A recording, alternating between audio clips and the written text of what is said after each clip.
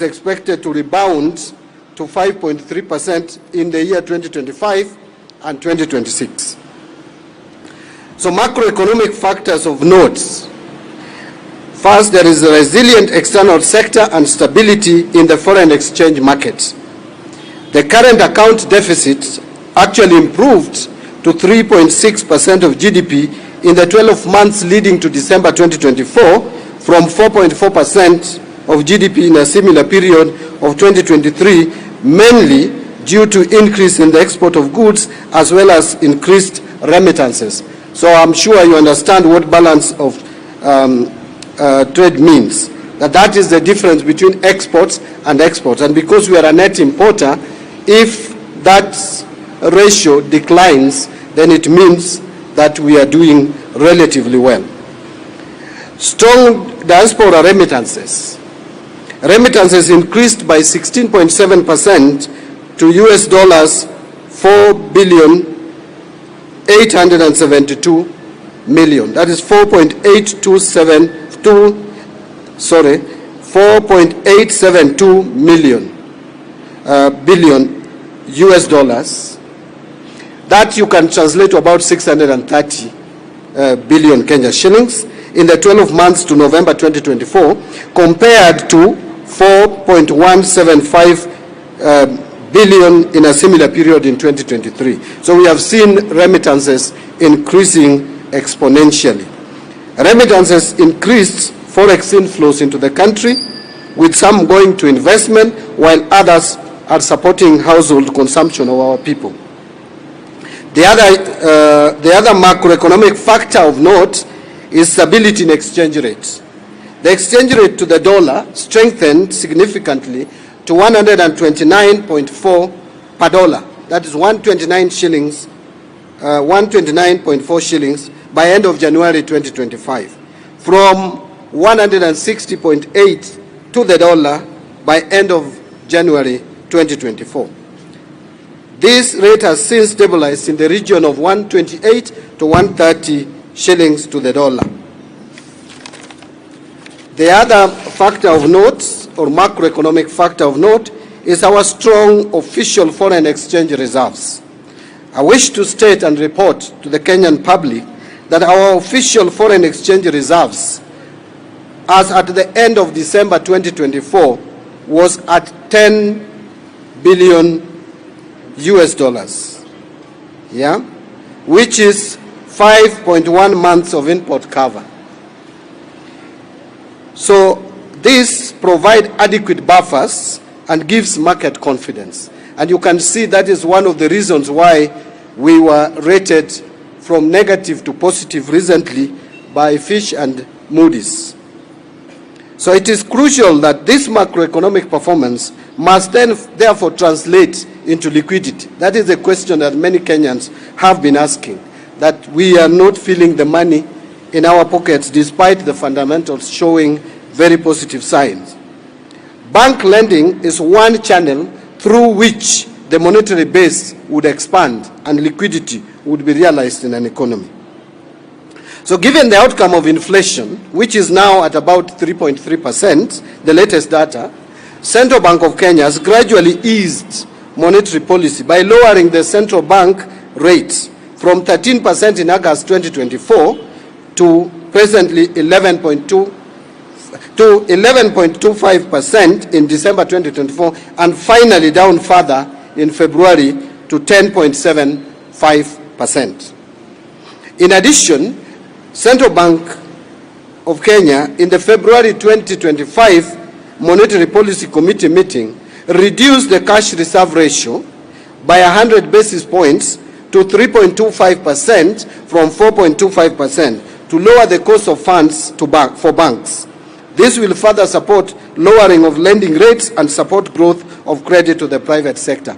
I would pause there and add that when you reduce cash reserve ratio, it simply means that you are reducing the requirements of how much balances commercial banks need to maintain at the central bank. That would therefore, if you lower it, it means you are releasing more money for banks to loan to the Kenyan public. And that has the effect of improving liquidity. I am informed that this reduction alone would make over 50 billion shillings available to our commercial banks to lend to Kenyans, private businesses, and individuals to carry out business, expand job opportunities, and therefore improve the general liquidity in the economy. Interest rates have declined in line with the easing of this monetary policy. The interbank rates declined to 11.2% by January 2025. Compared to the same period in 2024, that is January 2024, it was at 13.7%. So it has come down by 2.5% and has remained within the prescribed corridor around the CBR.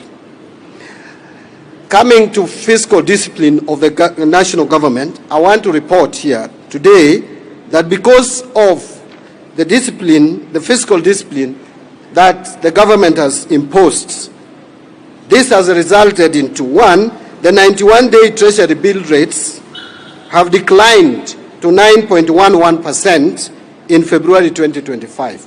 In fact, for a very long time, the government papers have never traded at a single-digit percentage. For the first time in a long period, we can see now 91-day treasury bills trading at 9.11%. This has come down from 16.1% in January 2024. The 182-day treasury bills rate has declined to 9.85% in February 2025 from 16.2% in January 2024. I would further report that the 364-day treasury bills rate has also declined to below 11% from 16.4% over the same period. So with the strong easing of monetary policy stance, credit to the private sector is expected to recover as lending rates decline. And therefore that leads me to report the following: that with the easing of CBR, that is the CBR rates, to 10.75% in February 2025, and reduction in the cash ratio requirement to 3.25% from 4.25%, commercial banks have this week demonstrated lowering of interest rates with higher percentages. Several banks have already reduced their best lending rates. For example, Cooperative Bank of Kenya has reduced its rate from 16.5% to 14.5%. Kenya Commercial Bank has reduced the rates from 15.6% to 14.6%. Equity from 17.3% to 14.3%, among others such as ABSA, NCBA, and many other commercial banks. It is expected that more banks will follow suit. I want to encourage banks to continue lowering interest rates so that more Kenyans can be able to access credit to expand our economy. The reduction of interest rates charged by banks to the private sector is likely to expand credit to private sector, encouraging investments, creating jobs, and improving the general liquidity in our economy. I want to say something about capital markets developments. Notable improvements as investors' activity at the Nairobi Securities Exchange increased. Foreign direct investment flows have increased and shown clear signs of improvement. The Nairobi Securities Exchange has shown demonstrable improvement in investor activities, signaling increased foreign direct investment flows into the country. For example, the NSE 20 share index improved to 2,162 points in January 2025 compared to 1,509 points in January 2024, while market capitalization also improved to 1,983.7 billion from 1,440 billion over the same period. So due to the easing of the food and energy prices as a result of various government interventions, we have also seen a reduction in inflation from a high of 9.6% in October 2022 to the latest 3.3% in January 2025. At the end of 2024, ladies and gentlemen, through the tax laws amendments, the government systematically set in place measures to ease off the burden on the payslip. And I want to emphasize this because there's been a lot of discussion and discourse and talk out there on the issue of payslips. I want to just demonstrate to you that the government is committed towards also addressing the pressures and pains that Kenyans are complaining about. This government is therefore for all Kenyans and continues to expand her implementation of policies meant to promote liquidity. The last point that I will mention is with regards to the pending bills, because this is another area that has led to lack of liquidity in our economy or depressed liquidity in the economy. So the issue of pending bills has persisted despite various efforts and committees established to address it. The failure to settle these bills in a timely manner has significantly affected the financial stability of businesses, particularly micro, small and medium enterprises, and government image has also been hurt. The urgency to resolve pending bills stems from their adverse effects on businesses, the economy and public confidence in our government. Delays in pending bill payments have led to reduced profitability, increased costs of capital, liquidity constraints, and disruptions to operations. Therefore, addressing pending bills is crucial for releasing liquidity, enhancing economic performance, and restoring confidence, particularly among MSMEs. The National Treasury and Economic Planning put in place a committee with very specific terms of reference. The committee has made significant progress, and in the interim, some of the findings or causes of pending bills have been identified, and which include, I will just mention three. One is mismatch between the budget and revenue budgeted by the government on an annual basis. Two, lack of exchequer once approved budget has been executed as a result of mismatch cited above. And finally, the budget cuts during the fiscal year while entities have committed their budgets. The committee has also identified some challenges, such as that some of the pending bills or claims from sugar companies, those relating to employee and labor, require verification at premises of the respective entities due to bulky nature of the supporting documents. The team is about to conclude its work, and to facilitate this, there was an extension of time. It has, however, made significant progress and has also made some interim recommendations to that end. And these include that the government should endeavor to budget within its means. 2, fast-track transition to accrual accounting. 3, implement public investment management regulations to the latter. 4, implementation of e-procurement to ensure all documents are captured electronically. 5, need to negotiate penalties and interest on pending bills in respect of arbitral and court awards. And 6, prioritize settlement of bills related to MSMEs, especially those of businesses owned by women, youth, and persons with disabilities. Injection of monies via the payment of these pending bills will, without doubt, ease things for the Kenyans who we serve. This is why, as the year rolls out in earnest, Kenyans must know that the government has their backs. We are not oblivious to your realities. I want to just hasten to add that the government is working on how to implement the report of this committee to ensure that pending bills are settled. It is not something that is going to be settled in a bullet, because you know we also have fiscal constraints. But I will tell you that the government has already given the National Treasury through the cabinet okay or green light to come up with a strategy on how to settle pending bills.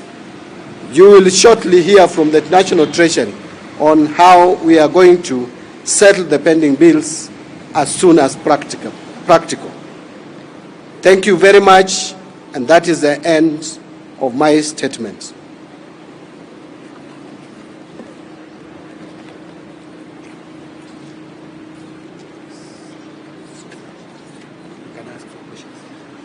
So maybe we open it up for questions, unless my PSS, if there's anything to add.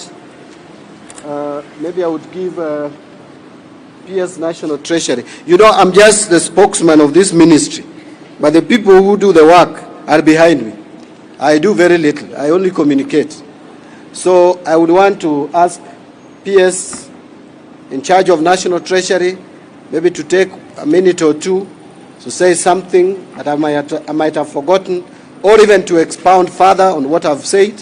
And I also have my planning guru here, the PS Economic Planning, Mr. James Muhati will also have a minute or two. Yes. Thank you, Waziri. I really don't want to add to what you have said, just to indicate that as a team that has been at the National Treasury for the last more than 2 years, we have come out of the worst, in our view. And the progress that the CS has indicated to you is something we continue to see. In fact, this year we have just started very well, and we have seen KRA perform well in terms of meeting its targets. And right now, the macroeconomic environment is stable. You have seen GDP remains at one of the highest in the world, because world growth rate is around 3%, sub-Saharan Africa is around 3.7%, and ours is at around 5%. We have a diversified economy and resilient, and that's why we always come out of the worst, even when we have shocks. So assuming we don't have any other shocks coming soon, we think that we will continue doing well, and we seek the support of Kenyans in the journey towards ensuring that we have a stable economy that provides for jobs and the rest. So instead of adding more, maybe we give you the chance to ask questions, and then we can help our CS to answer the questions. But maybe, Muhati, you could just add your views maybe on inflation. If you have numbers, what do we see, which areas have come out in terms of cost reduction?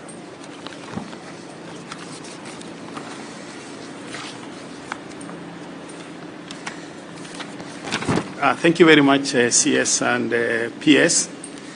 I think from the economic planning, we can also assure Kenyans that we are very much committed to be able to ensure that our plans are seamless and are properly aligned to the budgets and the available revenue.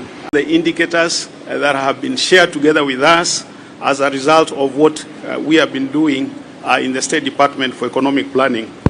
On matters of inflation, probably just to indicate, as I think CS has mentioned, and I will not be able to repeat, but for the benefits of Kenyans, is to tell you that now, for example, if you look at the cost of living, looking at the basket of goods, maybe if I can pick about 3 of them, we can be able to see that in January 2024, a kilogram of sugar was costing 209.55 shillings, but now it is at 161 and 34 cents. This is about a decline of 23%.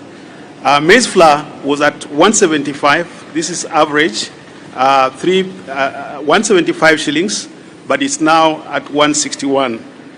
When we look at the kerosene, a liter of kerosene in last year, same time in January, was about 195 shillings, but now it is 152, which is a decline of about 22%. Petrol, a liter was 207.97, but now it's at 177 shillings. And a liter of diesel was 197 in January 2024, and now it's at 167.84 cents. These are just among the benefits and the effects and the impacts of the policies that the National Treasury is committed to implementing, as has been articulated by the CS. Thank you very much. So what we'll do, I'll take some questions, which some I will delegate to my principal secretaries. In fact, even my DGs, if there is a question that I think one of them would address more sufficiently, I will invite them. But at the same time, I'll give them the cover, because I am the spokesperson. But now, because this is just the first among many that we will have, if we can just take maybe 4 questions, I would appreciate. So you'll introduce yourself and the media house, or even if you are general public, you'll tell us you're general public. But I think I'll go for the media. I'll start with you. Your hand was up first. Just give it to him. Then I'll come to you second, 3, 4. Can I see any lady's hand, please? A lady? Yes, I'll give you. Thank you. My name is John Laredo from the City Mirror. Kenya Power has been recording some nice profits. Is there any gains in terms of reducing energy costs, especially for steamer, in our households and the industry? Number 2, with respect to all these incentives, do you have any data showing new production lines being established in the country with respect to creating gainful employment? And if there are any, what are the numbers in the last 12 months?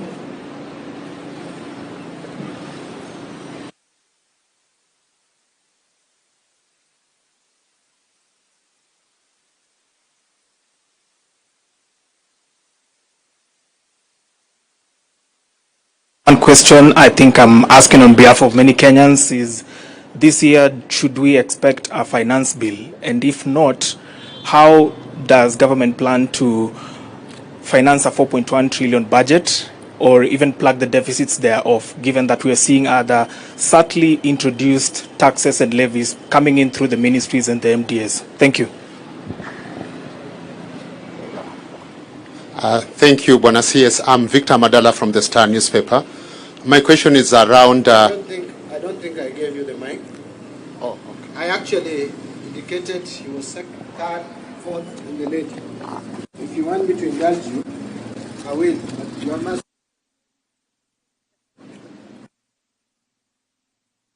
Well, hello. My name is Linda Koske from K24 TV. Bwana CS, you talked about... you touched slightly on the dwindling payslip, and I bet everyone was listening to it and listening keenly.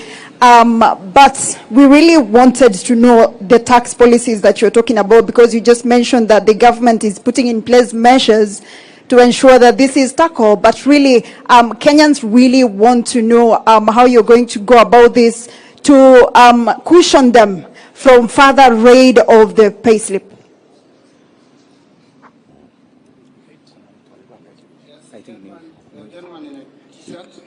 Okay, thank you, Waziri. My name is Peter Mboru from Nation Media Group.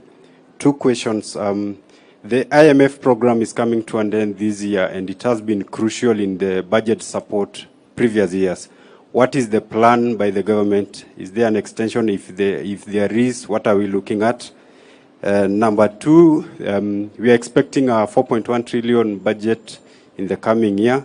We are already struggling in the current year. The CS says KRA is meeting targets, but that's not true. It missed about 163 billion shortfall 6 months to December. So how are you planning to plug? Which figure again did you mention? Sorry, the revenues to December. Yes, 163 billion. Not accurate, but I will respond to your question at the same. It's okay. So the question there is, what is the plan to implement this 4.1 trillion budget? Of course, in keeping in line with the President's promise that we want to live within our means. Thank you. Yes, gentlemen. Then I come back to you for the final question. Hello, good afternoon. My name is Zakaria Chege from the General Public. I have 3 questions. One, I will direct it to Mr. Waziri. Yes, pardon? You make them too? Okay, sure.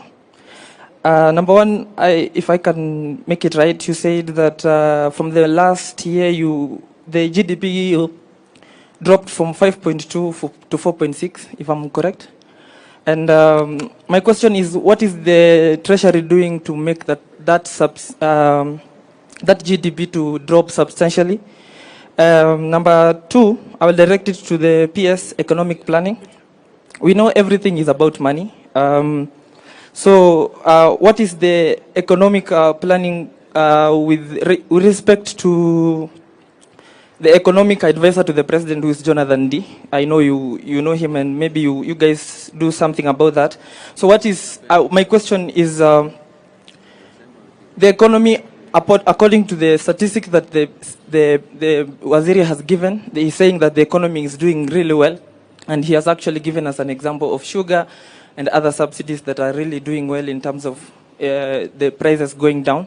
So my question is, what is the economic planning doing about the economy? Because I feel the government is not giving us that opportunity for the economy to grow. The economy is not economing, if I can say that. If I may, please, Mr. Waziri, I'm sorry you said I was limited to only 2 questions. Allow me to say this. You also touched... Yes. That is Mr. Waziri speaking. Thank you so much. Mr. Waziri, you said that the government, or rather let me say about the National Treasury, has given that urge to bank loans, to give loans to the Kenyans. But from where I stand, 25% of Kenyans who take loans, they end up being put to CRB. And if they end up being put to the CRB, the loan will not end up being paid, and they'll drag the economy down. So what is the Treasury doing about that to make sure that those loans and the economy, the money flow is coming down, as they said, with the president is from up there to Mamboga. Thank you so much. I hear you very well. Yes, the last one. My friend, oh, you have moved? Okay. You are being strategic, eh? Thank you.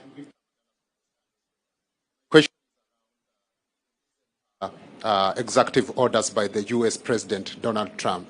We've seen some companies already, NGOs, informing their employees that there is no jobs. What will maybe has the National Treasury evaluated the overall implication of those orders to our economy? Thank you.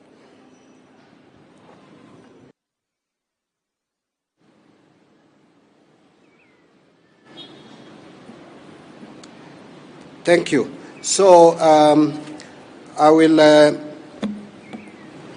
ask my PS National Treasury just to note that you will address the question of IMF program coming to an end and what we are likely to do. That answer I know is there. James, I'm sure you got your question very well, but even the others that I'll take, if my PSS will feel free to chip in when I give them the platform so that they can improve on my answers. On the issue, the first one by George Oweno, you've asked a question around Oredo. Thank you. So, George, you asked about Kenya Power and Lighting Company, that it has been showing profits. Is this likely to be passed to the general public? Yes, this should be passed to the general public in terms of reduced tariffs. And George, if you are keen, you'll realize that the electricity bills, from the reports I have been going down. But if that is not sufficient enough, the government will take measures to pass the benefits to the consumers, because cost of energy, it's a concern of government to lower the cost of energy to help economic growth. You have asked me whether we have seen improved production in the country, creating more jobs. I will tell you that the answer is yes and the answer is no. We have not seen a lot of expansion in the job market as we would want to see. Why? Because extension of credit to the private sector has been depressed almost throughout the year 2024. And you can see clearly from the data that that extension of credit contracted instead of expanding by 1.4%. The measures that we have taken will definitely allow crowding in of private sector so that private sector can borrow from banks, invest, expand, and create more job opportunities. So we are likely to see the benefits of reduced interest rates in the coming months. Brian Otieno, do we expect a finance bill? Yes. Simply put, it is a constitutional requirement. You know, many Kenyans have been asking why we must always have a finance bill. As a matter of fact, it is provided under Chapter 12 of our Constitution that every year we must prepare a finance bill. What is not a must is to have a finance bill with increased rates of taxation. So no one says that that finance bill must always have increase in our taxes. It can have a decrease, it can remain the same, but we will have to produce a finance bill. However thin, it may even be the size of this, my hand, so long as you have a finance bill to meet the constitutional requirement. So that going forward, and we have started public engagement, you will see. And you asked how we will finance the 4.2 trillion. There is also a misconception in this country that you need a new finance bill all the time to finance the budget. That is not true. Even without a finance bill, we have tax rates that are obtaining. Finance bill only vary the rates, change them, increase, reduce. But we already have a law in place. We have a legal framework for all taxes. So we can use the same tax rates to raise revenue to finance this budget. And by the way, if you look at our projected revenue for this year, the coming year 2025-26, you will see that we are more realistic in our revenue collection. The figure that was provided earlier, especially on ordinary revenue, of 3 trillion and 18 billion, has since been revised downwards to 2 trillion 835 billion. So that shows you that the Treasury is walking the talk. We don't want to just say that we have been over-projecting revenue without taking action. We have taken action. Even in the supplementary budget that is going to Parliament, you will see that we have revised downwards revenue projection to reflect on the reality. Linda Koskea is asking me about the payslip and the tax policies that are being taken or implemented to help cushion Kenyans. Linda, if you are keen enough, when we took the tax laws amendment bill in Parliament, one of the objectives of that tax laws amendment bill was to give some reprieve to salaried Kenyans. And that is why I was very unhappy with people who are distorting facts and inciting Kenyans against that bill, because it was helping cushion Kenyans. If you take, for example, your employment, the contribution to housing levy, contribution to SHA are now allowable for tax purposes. So you don't double tax those amounts. You are saving basically what you were contributing before to those two institutions is saving you at least about 30% for those who are earning salaries of about 38,000 and above. So we will still take other measures that we think would help Kenyans have more money in their pockets. But already there are steps that we took. Now your pension, if you are retiring, you will take your pension home gross. It will not be taxed. So that to me is positive. Those are steps that we took in December to cushion Kenyans.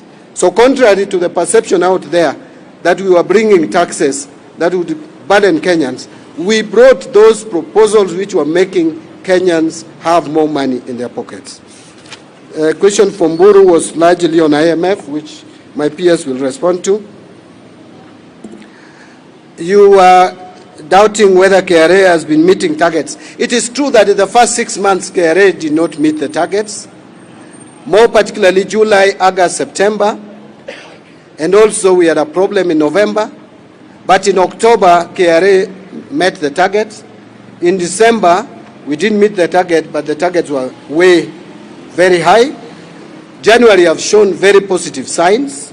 It is not true that we didn't meet the target by 160, something that was mentioned. The target, we didn't meet target, especially on ordinary. The total revenue target, we missed by 90 billion for the first 6 months. But we hope that this next 6 months we will not miss any target. Zakaria, GDP dropped from 5.2 to 4.6. Now that is growth, not GDP falling. It's simply saying that in 2023, GDP grew by 5.2%, meaning it increased by 5.2. In 2024, it increased with 4.6, which is lower than 5.2. And we have explained, or have explained rather, why that was so. The civil unrest for about 3 months, you don't expect economy to grow when people are all over in the streets. People are not doing businesses. So that contributed to that. And that is simply the reason. Economic planning will respond to you. Banks to give loans. Defaulters. One of the ways of reducing defaulting, there are two, in my view. One, reasonable interest rates charged by banks. The moment banks start lowering interest rates, you reduce the rate of default. Two, the government, which is the single consumer of goods and services, must pay for goods and services supplied to government. So we should not have pending bills. That is why there's a deliberate deliberate steps being taken by government to make sure that we don't accumulate further and even settle the historical pending bills. On the issue of USA and the new president, which is the last one that I'll take, every country acts in their best interests. The US and the government of US will act in what they consider is in their best interests. It is still not very clear the policies and what the US government wants to implement and the cuts. But we are prepared as a government that should the cuts affect some critical services, especially health and agriculture, then we will have to realign our budgets in a way that would help sort out or plug the hole that will be left. It will be difficult. It's not only Kenya which will be affected. US is the world's largest economy. Whatever they do affects all of us. So this is not going to be a Kenya problem. It will be a global problem, but domestically we must be sufficiently prepared and respond accordingly to make sure that we mitigate the possible effects of those decisions and actions.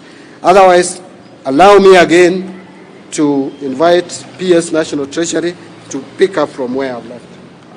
I think I will just give some statistics, especially for KRA performance, just for your note. In July, we had a target of 234 billion. We collected 199. So we had a deficit of 35 billion. In August, we had a target of 198 billion. We collected 173. So we missed the target by 25 billion. So you can see the months that we had issues, July and August, we lost 60 billion. And September, which is normally a tax month with a higher target of 247 billion, we collected 236 billion, leaving a gap of only 11 billion.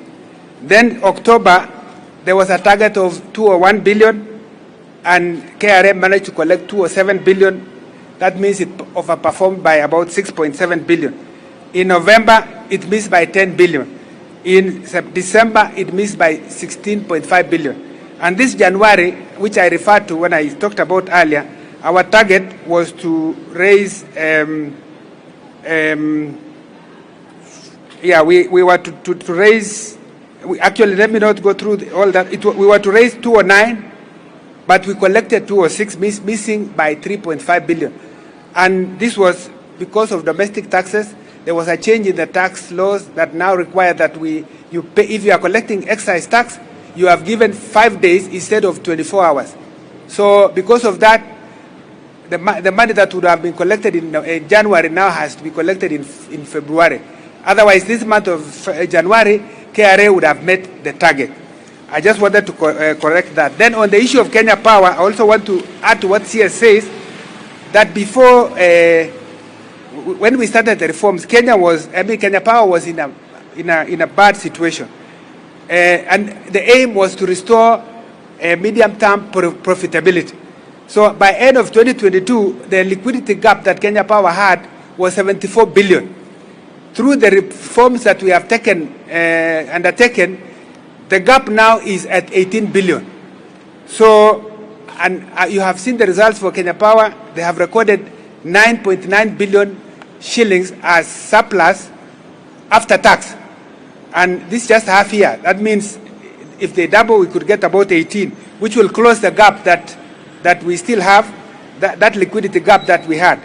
If we do that, that means now the consumers can begin to enjoy the profitability that will come. But already consumers are benefiting from the progress made on the macroeconomic stability, especially on the exchange rate, having been brought down from around 160 to 129 over the last almost 1 year. And so consumers, the pass-through effects must be that the bills now must be much better than they were earlier. I want to now talk about the IMF program. The IMF program was approved by the board in April 2021 in the previous government. And the funding was about $2.3 billion. And the main aim of that program was to ensure we do fiscal consolidation, because our debt had been rated high risk. Remember 2013, we had a low risk. By 2018, we had gone to medium risk. And by 2020, we were at high risk. So this program was meant to address debt vulnerabilities, that we reduce debt growing. So the idea was it has to be a revenue-driven fiscal consolidation, meaning we focus more on revenues. And so the program had nine reviews, and when we were in the 5th review, we got a new addition called RSF, Resilient Sustainability Facility, which is focusing on climate. So the whole amount of IMF program now moved from 2.3 to $4.2 billion. We have implemented the program, and you may be aware the board approved both the 7th and 8th review. And now we are remaining with only about $800 million in the 9th review. And that 9th review is yet to come, because we expect the program to end in April. Our intention is not to leave a gap. IMF program is important for us, and the reforms that we continue carrying are our own reforms. And so our desire is that we continue discussing to go into a new program with the IMF. So we will brief you at the appropriate time when we have had discussions with the fund. We are already engaged, but we will brief you more once we have progress made. Thank you very much.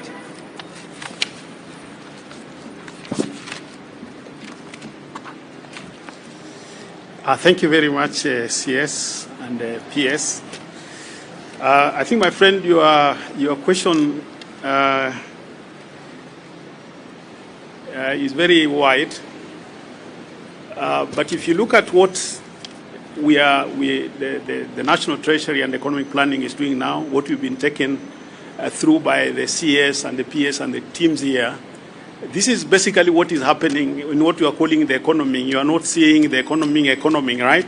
So this is actually that side of it in terms of what exactly is happening based on the interventions that the government is making in the various aspects of the policy.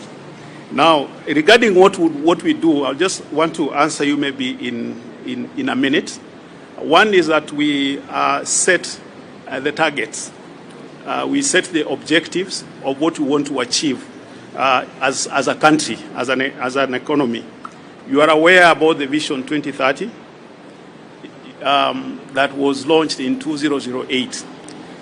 Part of the targets in that vision was that we would want to grow, to move Kenya from a lower income country to a middle income country, whereby now the standards of living has improved, the per capita income Our rates in terms of mortality and so on have improved. So this is where we are already, this is where we are as we speak right now, that Kenya has already, for example, attained a middle income country. That means then that when you look at the hard work that the team behind you is doing, is that then we are better off. We then lose on a number of other concessions and grants that we get, because then we need to be self-sufficient in terms of our planning. So that's just an example of one of the targets that we set. Coming to this particular time, as a government, there are 5 key objectives that have been set under what we call the bottom-up economic transformation agenda. And these are, among the 5, is one, for example, is to lower the cost of living. So when we focus on lowering the cost of living, the question we ask ourselves then, what is it then, what are the interventions, what are the activities and programs that we need to have so that we can lower the cost of living? Number 2 is to create jobs or employment. As it is right now, if you look at the statistics, you can be able to see the number of jobs that we are creating in the economy. We come up with what we call the long-term plans, medium-term plans, like the 5-year plan, which now we have used the current objectives of this government to be able to accelerate the objectives of the growth of this particular economy. So we set the objectives, and then we measure, we are able to measure how we are doing through what we call monitoring and evaluation. We look at the impact of our achievement and some of the projects that we have made, and then we also focus on reporting to be able to share or report on what is happening in the economy. I'm sure you are aware of, for example, the economic survey. On a monthly basis, we produce some data, statistics on the CPI, on what we're doing. On a quarterly basis, we have the Kenya Economic Report, which looks at the various policy interventions that the government is making and how the government is doing. And of course, through what the CS and the team has done today, I'm sure we are aware, we've been made aware of how we are doing. Thank you. Yeah, so I think with all that, and as I promised, and we promised, my team has promised you, we will be engaging periodically. This is just the first among a series of engagements we'll have, briefings. This will be a tradition. This will not be a one-off thing. So you can hold your horses. Any other issues will be raised when we next appear here. Thank you very much, and God bless you, and God bless Kenya.